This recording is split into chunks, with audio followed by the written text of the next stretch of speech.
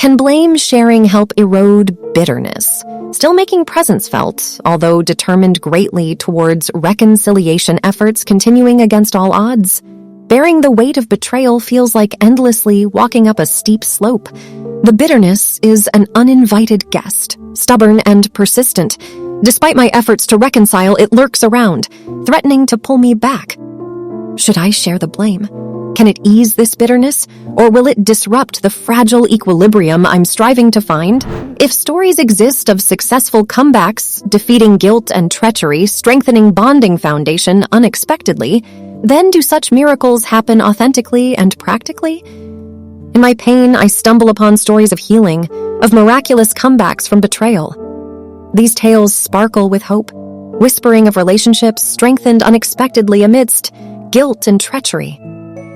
But I wonder, can this really happen? Can my heart, riddled with fissures of despair, mend to become stronger than before? I'm feeling so worthless and beaten down right now. Is this how one feels after such a deep betrayal? I stand before you, a silhouette cloaking a crumbling core. I am dealing with the blow of betrayal, a wound that's invisible but gnaws at my sanity. A feeling of worthlessness consumes me. Is this the desolate landscape of a betrayed heart? Is worthlessness the relentless echo to betrayal's deafening shout?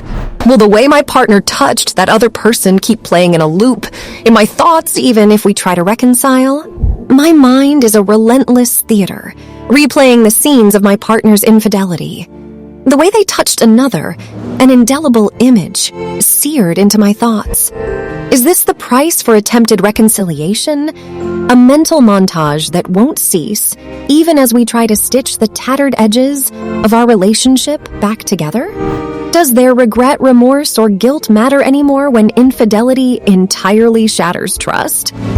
Trust, once shattered, is like a mirror broken into 1,000 pieces. Their guilt, their remorse, their regret, it hangs in the air, but does it weigh enough to balance the scales? Can it possibly matter against the backdrop of betrayal's destructive force? What made them repeat it behind my back, knowing fully about the inevitable outcome that hurt our relationship beyond repair? The echo of their repeated betrayals feels like a dance on my already broken heart. The audacity to cause the same hurt again and again, akin to ripping open an already tortured wound. Why would they do this knowing the inevitable consequences? Am I supposed to step outside the aftermath shadow, taking responsibility for someone else's indiscretion and brutal heartbreak inflicted upon me? Every step I attempt out of this shadow, I stumble, weighed down by their indiscretions. Is it my responsibility to heal this heartbreak they've inflicted so ruthlessly upon me? Am I to bear the brunt of their betrayals? Do some relationships fall purposely apart, teaching life lessons most brutally, pushing individuals onto self-discovery roads that usually skip over closely guarded fears? Amidst the fragments of my broken relationship, I seek answers. Answer to whether some relationships are destined to crumble, serving as brutal teachers, steering us toward roads of self-discovery we might have never embarked upon voluntarily. Or will clinging onto threads tying us together invite deeper wounds? Or does the healing process include drowning first amidst stormy waves, alone, befriending loneliness? Like a fading echo, our connection feels fragile, but still lingering. I find myself clinging to these, questioning if that might be opening gates for deeper wounds. Or is it a part of the healing process, much like braving the storm before the calm takes over? Seeping holes digging into daily existence can routinely mend itself seamlessly, slotting painful memories cautiously at spots shielding the core from further destruction. Betrayal has drilled seeping holes into my daily existence. Can these ever be mended? And if they do, where do these painful memories go? Do they silently lodge themselves at spots maintaining a safe distance from my core to prevent further destruction? Shattered internally, stirring shift towards unfamiliarly cold persona takes courage most lack post-disaster. Can survival depend on donning masks forcefully? There's a stranger residing within me now, a colder persona compelled into existence by the shards of betrayal. Is this alien, uncaring facade a requisite for survival? Do I need to don this mask to withstand the storm that's uprooting my life? Where does forgiveness place itself? Between stages, starting from denial leading to acceptance without interfering, with individual pace, generalizing healing methodology, fitting every victim differently. My healing process feels like stumbling through a maze, moving from denial to acceptance. But where does forgiveness fit in this labyrinth? Is there a one-size-fits-all methodology, or can the placement of forgiveness differ in every victim's journey? Would encountering casual friends bring flurry questions to piercing handle, considering everyone finds? Solace following normalcy distractions amid primary chaos hitting the face hard?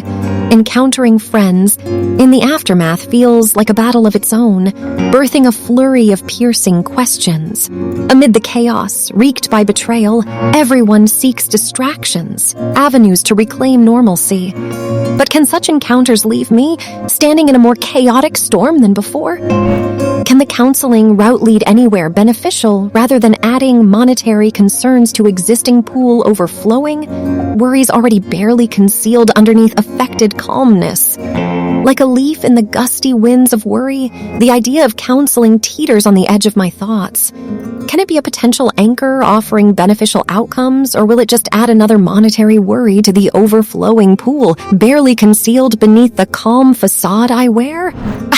Is betrayal my fault for not providing them with what they needed? Shadows of doubt creep into my thoughts, whispering that I might be the one at fault for not fulfilling their needs. But should I shoulder the blame for their betrayal? How will we explain this to our children if we separate because of the affair, concealing from our innocent children the seismic waves of our impending split feels like threading on crushed glass? If we decide to separate because of the affair, how do we translate our adult heartbreak into words they can comprehend? How could someone throw away all those years together just like that? What happened to commitment and dedication? The years we entwined our lives feel like discarded pages torn from a once-cherished book. I grapple with understanding how someone can just throw these years away. Where did our commitment vanish?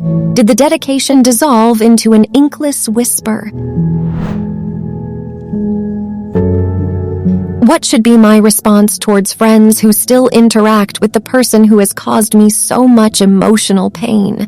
My heart aches as I see friends still interacting with the one who has scarred my soul. Contemplating my stance towards them has become a recurring whirlwind of emotions. How should I weather this storm? Divorce or reconciliation? Both choices hang around critical edges, which selection paves a peaceful stone path flowering happiness overlooked until now. I stand at a crossroads where paths of divorce and reconciliation lie before me. Uncertain which way to lean, each possibility carrying its own weight and consequence.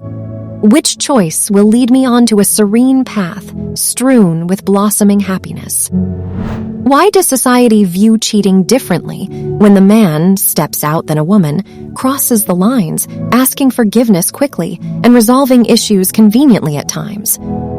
In this skewed society, it seems cheating is seen differently based on the gender of the betrayer. Why does a man stepping out get viewed differently from a woman crossing lines? Is there an inherent bias in how quickly forgiveness is sought and issues are resolved?